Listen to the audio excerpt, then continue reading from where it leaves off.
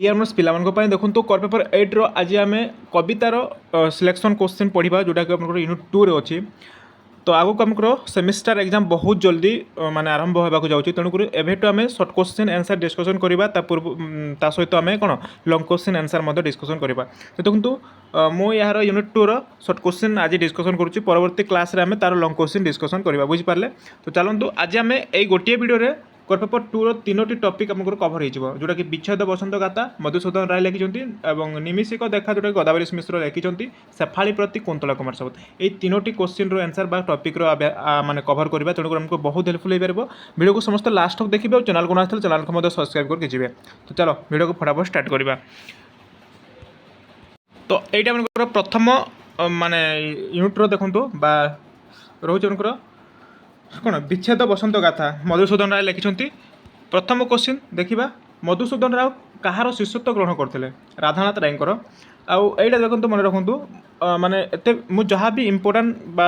टिक मारी ताहा आप मैंने पढ़े कहीं आम अधिक समय नष्ट करें माने बहुत गुड़ाए अजता क्वेश्चन रोचे तेणुकर ये पढ़ाटा माने अधिक सब पढ़ाटा संभव नुहे जहाँ भी मानक इम्पोर्टाट ताहा आमको पढ़ेबी बुझीपारे। तो यहाँ आमको राधानाथ राय है भक्त कवि मधुसूदन राय क्यों धर्म दीक्षित होते ब्राह्म धर्म है ब्राह्म धर्म दीक्षित होते। परवर्ती प्रश्न देखा से कहार प्रभाव ब्राह्म धर्म ग्रहण करते कहार प्रभाव अध्यापक ब्राह्म हरनाथ भट्टाचार्य प्रभाव से ब्राह्म धर्म ग्रहण करते। नेक्स्ट परवर्ती प्रश्न से केबे इंस्पेक्टर पदवी बा उन्नति को होते 1907 मसीह इंग्रेज सरकार तांको केउ उपाधि प्रदान करते कौ उपाधि राय बहादुर है राय बहादुर उपाधि प्रदान करते क्या हाँ यहाँ आमको राय बहादुर। छात्र मानक साहित्य ज्ञानर विकास पाई मधुसूदन राव कौन स्थापन कले आलोचना सभा स्थापन कले सोनेट को ओडिया कौन कहुए बहुत इंपोर्टेंट आम मैंने सेकेंड सेम्रे पढ़ी थे यहाँ सोनेट को ओडिया चतुर्दश पदी बोली कहुए।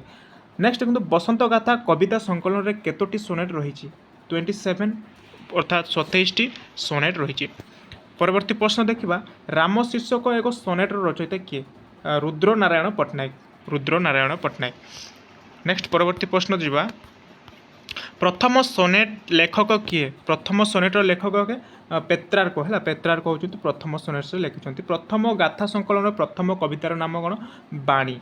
नेक्स्ट परवर्ती प्रश्न बाणी विनोद कवि किए भक्त कवि मधुसूदन राव यहीटा क्वेश्चन देखो तुमको एग्जाम रे आसला भाया क्वेश्चन आंसर आम डिस्कसन करुचे ये क्वेश्चन आसो। नेक्स्ट देखो विच्छेद कविताटी एक क्यों प्रकार कविता यहाँ देखो विच्छेद कविता गोटे चतुर्दश पदी कविता बोली कहुए सोनेट बोली कहुए। किए साहाय्य ताहार अनेक समय भूली जाए मनीष क्यों व्यक्ति मानू संसार में कहीं भल पाती ना दरिद्र व्यक्ति मानू ऑब्वियसली दरिद्र व्यक्ति मानू संसार में कहीं भल पाती ना जार केवे किछि रत्न हाँ रत्न हजि जाए ना ताकू ए संसार कौन कहुए दिन अकिंचन हृदय रे क्यों मंत्र उच्चारण करने कथा कहुई प्रेम मंत्र है। कवि शाश्वत बोली क्या कहुए प्रभु श्री कठ हाँ कठ भंडार को कहुए कवि शाश्वत बोली। देख परवर्ती प्रश्न रोचे जार केबे किछि रत्न हजि ना ताकू ए संसार कौन कहुए दिन अंकिचन कहुए। हृदय रे क्यों मंत्र उच्चारण करने कथा कहुई प्रेम मंत्र है प्रेम मंत्र। परवर्ती प्रश्न कौन कवि शाश्वत हाँ यहाँ पढ़ी ना क्यों समय जनशिव को जप करता हाँ ये देखो क्यों समय जनशिव को जप करता रात्रि जागरण समय। पंडित गोदावरी मिश्र कौठार जन्मग्रहण करते पुरी जिलार बाणपुर ठारे जन्मग्रहण करते। मनीष तैयारी कारखाना क्या कहुए सत्यवादी वन विद्यालय को मनीष जीवन कारखाना बोली कहुए। नेक्स्ट परवर्ती प्रश्न गोदावरी मिश्र गोटे रचनार नाम लेख निमिषिका देखा है निमिषिका देखा कवितार वर्णित गोदावरी छात्र नाम कौन बंशीधर है बंशीधर क्यों विद्यालय को पाठ पढ़ाई आसते कौ विद्यालय सत्यवादी वन विद्यालय। बंशीधर क्यों रोग मृत्युवरण करते बहुत इंपोर्टेंट हईजा रोग हईजा रोग मृत्युवरण करते। कहार वियोग कवि निमिषक देखा कविताटी रचना कर बंशीधर। अच्छा परवर्ती प्रश्न देखा पंकरे पद्म को किए गढ़ी विधाता भगवान। शामुका गर्भरे कौन अच्छी मुक्ता अच्छी क्या कंठरे पीयूष पुरी रही कला कोकिल है कला मेघ कलेबर कौन स्वभाव पाई सौदामिनी गोटे राति पाई क्यों फूलटी फुटी थाए शेफाली फूल है शेफाली फूल यहाँ शेफाली प्रति आसছে नेक्स्ट परवर्ती प्रश्न कवि केउठारे शेफाली फूल पड़ी प्रतिदिन देखती ऋतु मूल क्षुद्र दल रे कौन शोभा पाउची हिम बंधु या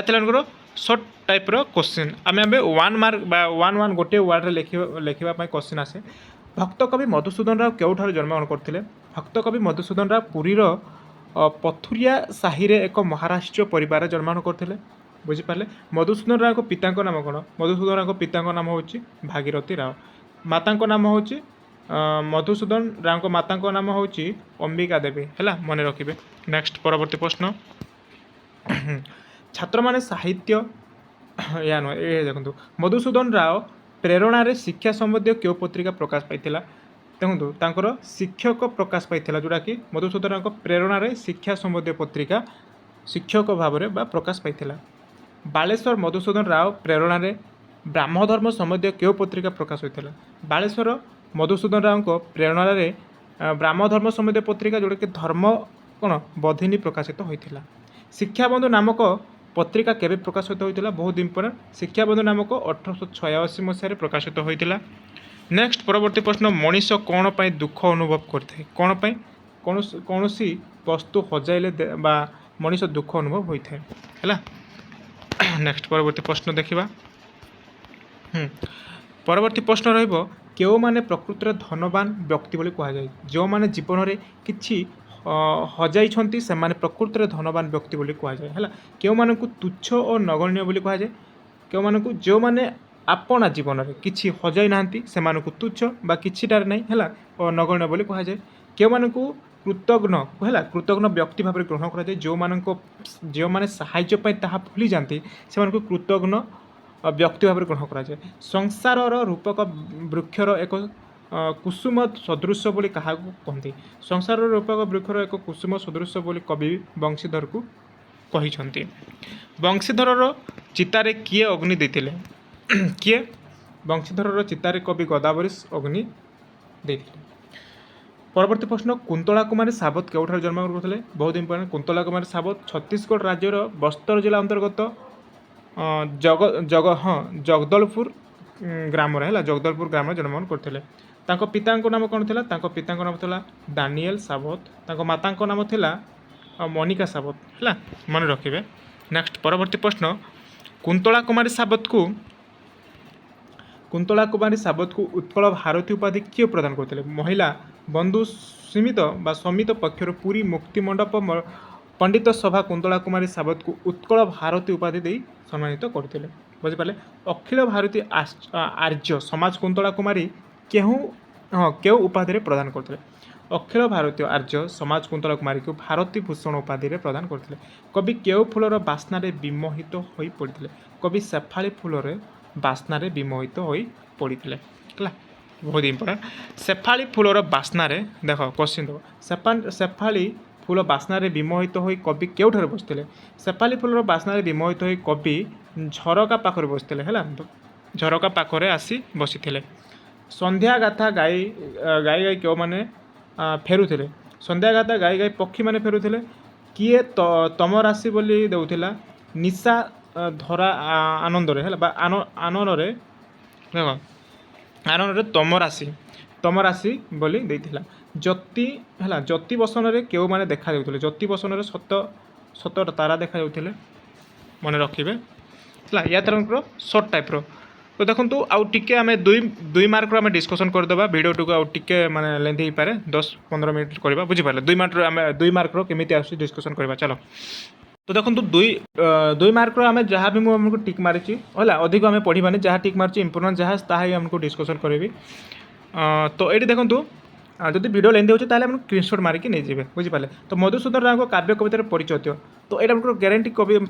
परिचय क्वेश्चन आसीपे जन्म तारीख निहाती मन रखिए तो भक्त कवि मधुसूदन राव कविता को 9टी भाग विभक्त कर यथा शिशु गीतिका वर्णनात्मक कविता भावनात्मक कविता और धर्मनीति विषय कविता संगीत अनुदित ता कविता इंगित